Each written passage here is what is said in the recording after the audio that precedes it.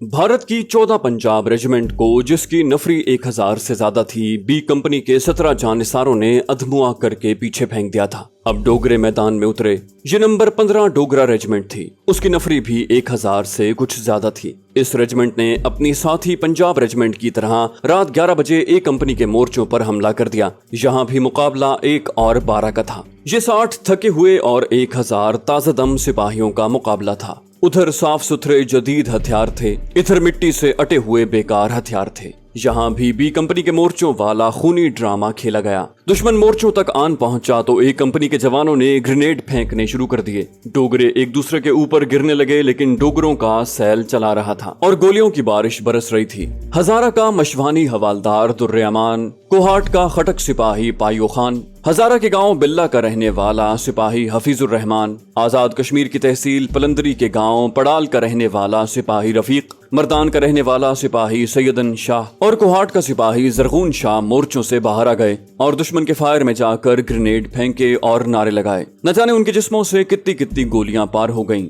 वो एक एक करके शहीद हो गए और दुश्मन को ये हकीकत समझा गए कि बीआरबी अभी बहुत दूर है और जब तक लाहौर डिवीजन का आखिरी सिपाही जिंदा है तुम बीआरबी तक नहीं पहुंच सकोगे। इनमें से हवालदार दुर्रे अमान एक और मार का लड़कर शहीद होने के लिए जिंदा रहा और ये हकीकत है कि इन शहीदों ने जिस अंदाज से जाने कुर्बान की, उससे दुश्मन के मोराल पर तबाहकुन असर पड़ा। इस मार्के में एकेडमी से अभी आए हुए सेकंड लेफ्टिनेंट अख्तर शहीद, लांस नायक जमील शहीद और सिपाही अकबर जान की शुजाअत खास तौर पर काबिल जिक्र है। ये तीनों सिर्फ लड़ ही नहीं रहे थे, बल्कि उस कयामत के फायर में वो एमुनिशन और ग्रेनेडों के बक्स मोर्चे मोर्चे में पहुंचाते रहे और दुश्मन पर ग्रेनेड भी फेंकते रहे। सेकंड लेफ्टिनेंट अख्तर शहीद कंधों पर एमुनिशन के बक्स उठा उठा कर भाग भाग कर मोर्चों में पहुंचाता था, नारे लगाता था और दुश्मन पर ग्रेनेड फेंकता था। हर तरफ से गोलियां आ रही थी, जैसे आग के तारों का जाल तना हुआ हो और ये जांबाज इसी आतिशबाजी में भाग दौड़ रहे थे। हमले के दौरान मालूम हुआ कि ये हमला पूरे ब्रिगेड का था।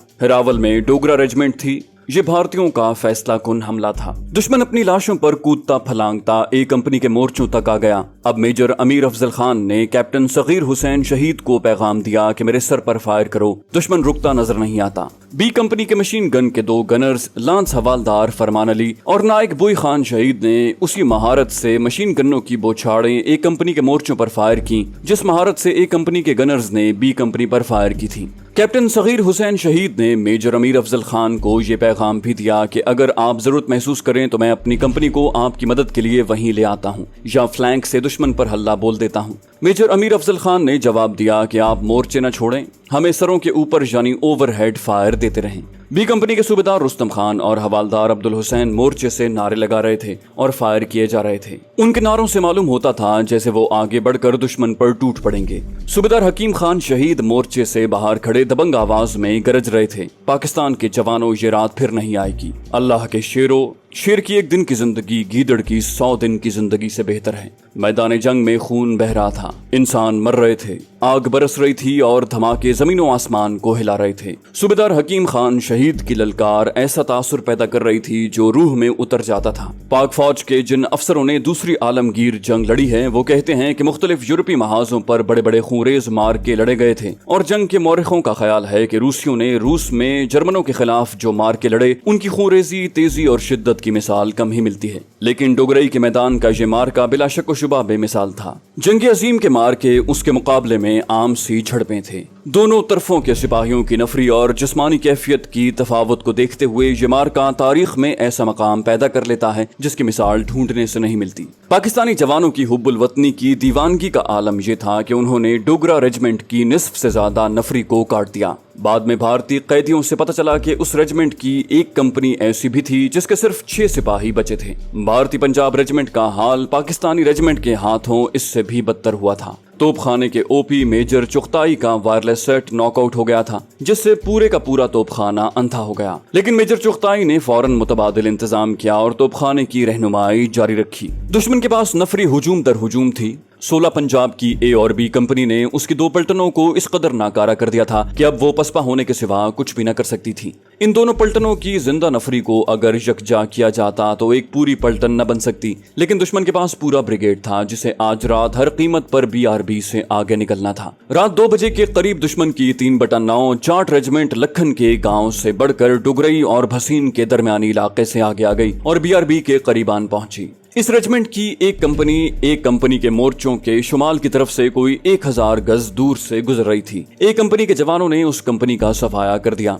शायद ही उसका कोई सिपाही आगे या पीछे जिंदा निकल सका हो, मगर उसकी बाकी 3 कंपनियां आगे निकल गईं। आगे एक और पंजाब रेजिमेंट के मेजर महबूब मलिक की कंपनी मोर्चाबंद थी। इस कंपनी ने जाटों की 3 कंपनियों को ऐसी जांबाजी से रोका कि जाट गिरने लगे, लेकिन जाटों को तोपखाने का पूरा ताउन हासिल था। मेजर महबूब मलिक को पूरी तरह एहसास था कि जाट BRB पार करने आए हैं। BRB को तो पाक फौज के गाजी सगी बहन की मांग की तरह मुकद्दस समझे थे। जाट उनके जीते जी आगे कैसे आ जाते। मेजर महबूब मलिक ने जाटों का जो हशर किया उसका सबूत जाटों की लाशों के ढेरों की सूरत में फायरबंदी की सुबह भी मैदान में पड़ा था, जिसे गैर मुल्की अखबारी नुमाइंदों ने भी अपनी आंखों देखा। बरतानी अखबार डेली मेल का नामानिगार एल्फ्रेड कुक फायरबंदी के वक्त की कैफियत का आंखों देखा हाल लिखते हुए लाहौर के महाज के मुतालिक लिखता है। वो कहता है, लाहौर के महाज पर भारतीयों ने भैनी के इलाके पर तमाम रात गोलाबारी जारी रखी। पूरे 3 बजे सुबह यानी फायरबंदी के वक्त उन्होंने भैनी के पुल से नहर पार करने के लिए इन्फेंट्री से 2 शदीद हमले किए।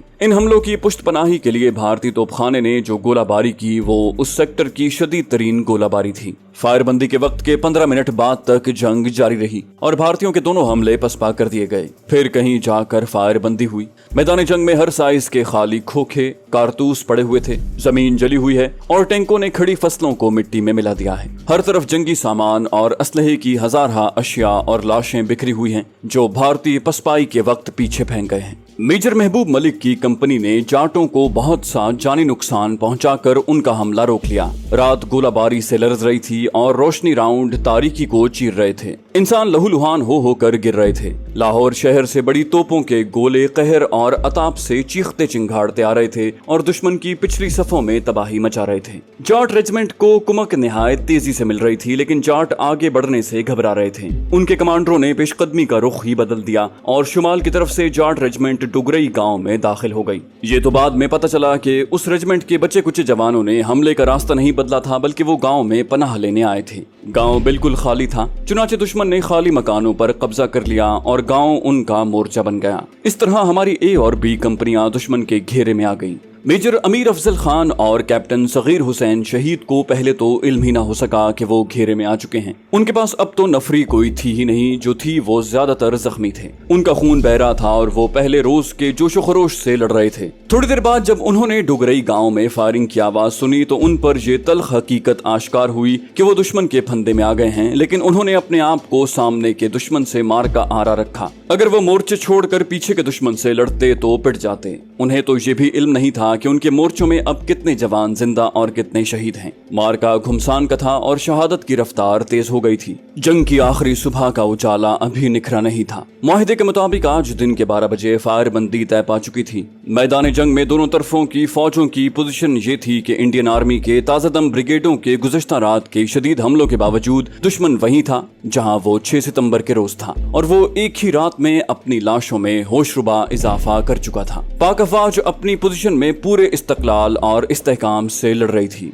दिफाई लाइन में कहीं कोई कड़ी कमजोर नजर नहीं आती थी। बरकी का दरवाजा अपने तोपखाने ने आग और जलते हुए फौलाद और शीशे से बंद कर रखा था और उस दरवाजे पर भारतीयों की लाशों के अंबार लगते चले जा रहे थे। जनरल सरफराज खान जाती तौर पर या वायरलेस या फील्ड टेलीफोन के जरिए महाज के हर एक मोर्चे में मौजूद थे। किसी न किसी तौर उनकी आवाज मोर्चे मोर्चे में गरजती रहती थी और जवानों को उनके ये अल्फाज अजबर थे। आखिरी सिपाही आखिरी गोली तक लड़ो, संगीनों से, खाली हाथों से और नाखूनों से लड़ो। अपने वतन का 1 इंच भी दुश्मन के कब्जे में मत जाने दो। और जवान शल जिस्मों से लड़ रहे थे। सवाल ही पैदा नहीं होता था कि दुश्मन नहर तक पहुंच जाए।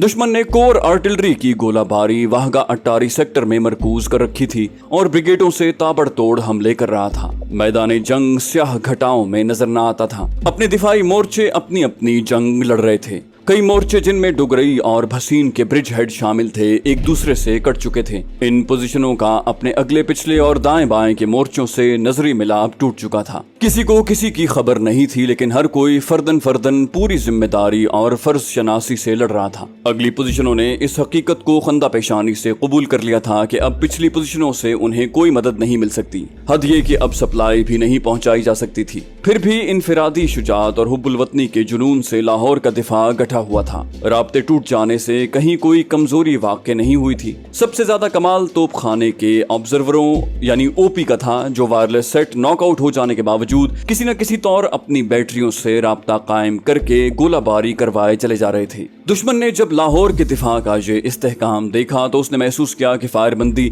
यानी दोपहर 12 बजे तक नहर से आगे निकलना मुमकिन नहीं। चुनाचे भारतीय हुक्मरानों ने ये चाल चली कि अक़वाम मुत्तहिदा से कहा कि 12 बजने तक तमाम महाजों और तमाम यूनिटों तक फायरबंदी के अहकामात पहुंचाना मुमकिन नहीं, इसलिए कुछ और मोहलत दी जाए। बेतार बरकी के इस दौर में यह बहाना के अहकामात पहुंचाना मुमकिन नहीं एक नामाकूल बात थी, लेकिन फिर भी तस्लीम कर लिया गया और फायरबंदी 23 सितंबर सुबह 3 बजे तक मुलतवी कर दी गई। इस मोहलत से भारतीय हुक्मरानों का मकसद सिर्फ ये था कि सियालकोट और लाहौर के किसी हिस्से पर कब्जा कर लिया जाए और खेमकरन महवर से पाक फौज को पीछे धकेला जाए। इस मकसद के पेश नजर भारत ने मैदान जंग को हशर का मैदान बना दिया। 22 सितंबर की सहर की तारीकी अभी छटी नहीं थी कि दुश्मन ने 16 पंजाब रेजिमेंट की ए और बी कंपनियों की घिरी हुई पोजीशनों पर सामने से हमला कर दिया। अब इन मोर्चों में शहीदों की लाशें थीं या जख्मी थे। जो चंद एक जवान जख्मी नहीं थे वो किसी पहलू अच्छे भले नहीं थे, लेकिन उनके नारों की गरज बताती थी कि वो हाथों और नाखूनों से भी लड़ेंगे,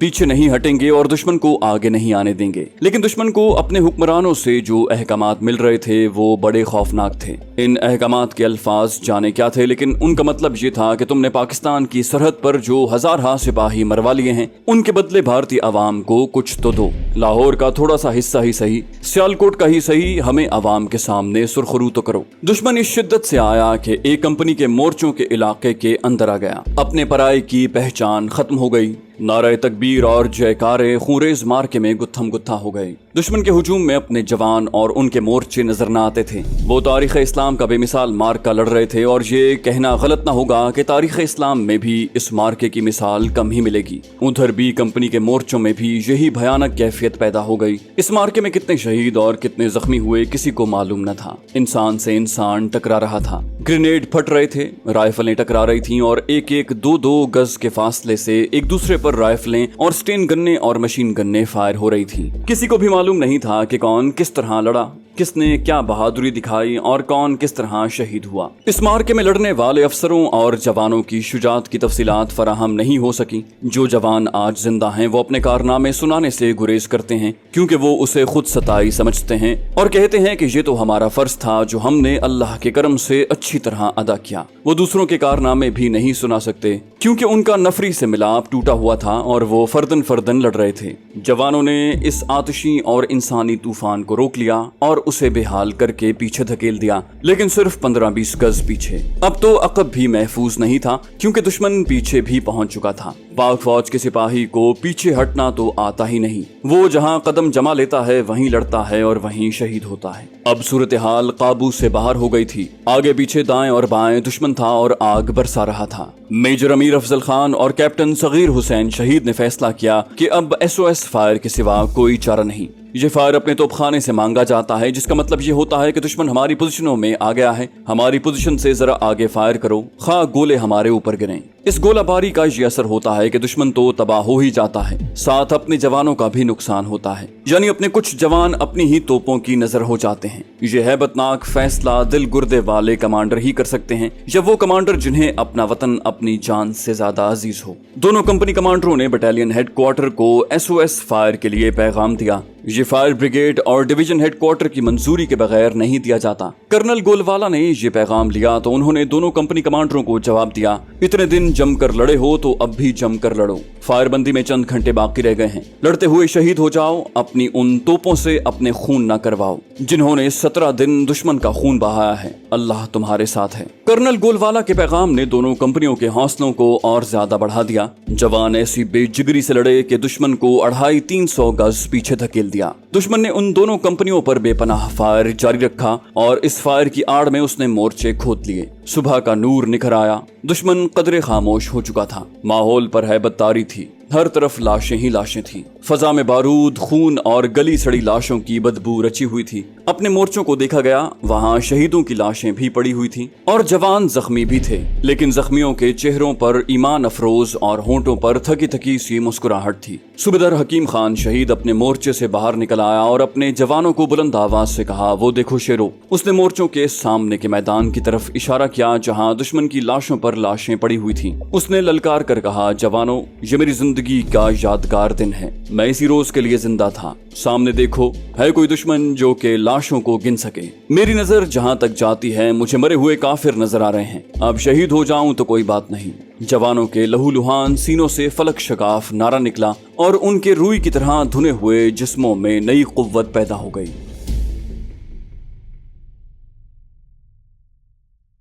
جانے سے پہلے اس ویڈیو کو لائک کر دیجئے۔